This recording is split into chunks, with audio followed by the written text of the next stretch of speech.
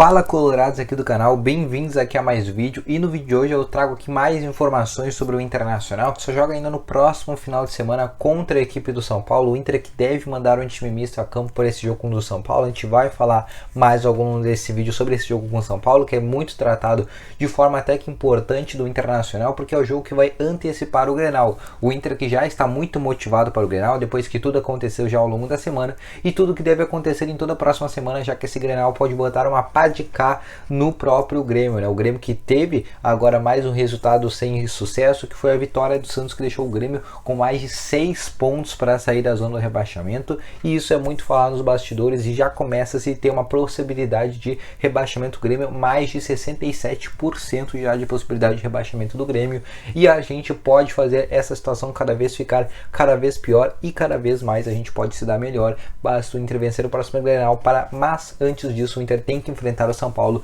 lá no estádio Morumbi. Eu vou te trazer todas essas novas informações, além de vamos falar sobre Matheus Gadolini e também Gabriel Pereira. Gabriel Pereira, que é um jogador do Corinthians que vem sendo sondado no Internacional, e também sobre Matheus Gadolini, que é um jogador que estava com uma fissura no tórax, mas existe uma possibilidade de ele retornar no Grenal. Então, antes de começar esse vídeo, deixa o teu gostei, te inscreva no canal, ative o sininho de notificações, não se esquece de virar membro desse canal para ter todas as vantagens virando membro desse canal. Apenas por R$ 4,99 por mês tu entra no grupo de WhatsApp, onde tu recebe todas as informações do Internacional de forma exclusiva e também de forma antecipada. E não esquece de ir aqui no primeiro link da descrição e se inscrever lá no canal do Papo SC, que vai ser um canal onde na semana que vem a gente vai começar a fazer lives lá no canal, trazendo todas as novas informações do Inter. E no sábado, no dia do Grenal, a gente vai fazer uma jornada esportiva com pré-jogo e tudo sobre o Grenal, ok? Então, agora sem mais enrolação, bora para esse vídeo que está recheado de informações. Bom, para começar esse vídeo, né, vamos primeiramente falar sobre esse Inter que deve enfrentar o São Paulo lá no estádio do Morumbi, o São Paulo com o técnico Rogério Ceni. O Inter não deve ter 4 jogadores para esse jogo. Primeiro, o Dourado e o Gabriel Mercado, que tomaram o terceiro cartão amarelo, e o Patrick, que foi suspenso. E o quarto jogador é o próprio Daniel, que está com uma lesão nesse momento, com a fissura na costela, e não enfrenta o São Paulo e é dúvida para o clássico Grenal.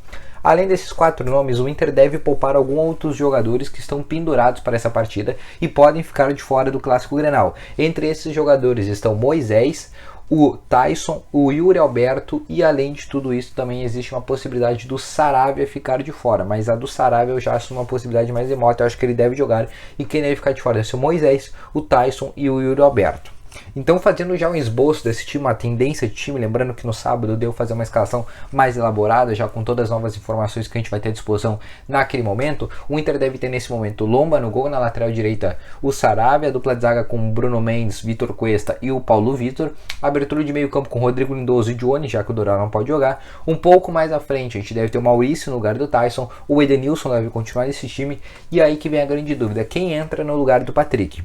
Eu acreditaria que poderia entrar o Gustavo Maia, e eu até, digamos que acreditava nessa possibilidade. Só que com o Moisés sendo, digamos que, indo para o banco de reservas e o Paulo Vitor sendo titular, eu acho que o Aguirre não vai optar por ir de Paulo Vitor e o Gustavo Maia, porque ele pode entender que ambos esses dois jogadores não têm uma qualidade de marcação tão boa, e pode ser que o lado esquerdo acabe virando uma avenida, e o lado direito do São Paulo é muito forte, porque é o lado direito onde tem normalmente outros jogadores de bastante qualidade lá no São Paulo. Então, eu acredito que o Diego Aguirre deve ir com outro jogador.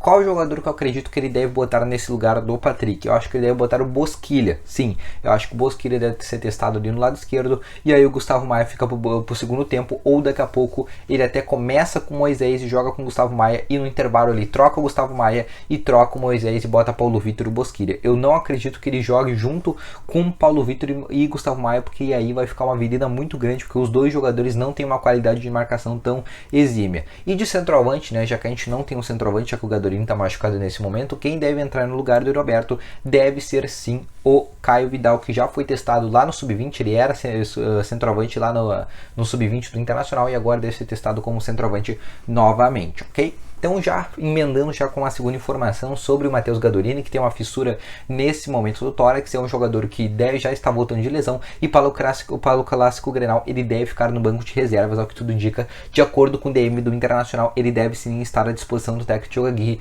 para esse jogo do Grêmio, ok? Então ele deve estar à disposição, e aí para o Grenal o Inter já vai ter uma possibilidade, caso o Roberto não possa jogar, esteja pendurado, e o Inter vai ter uma opção no segundo tempo de centroavante, e esse jogador vai ser sim o Matheus Gadolini. ele vai estar presente no banco de reservas do Inter.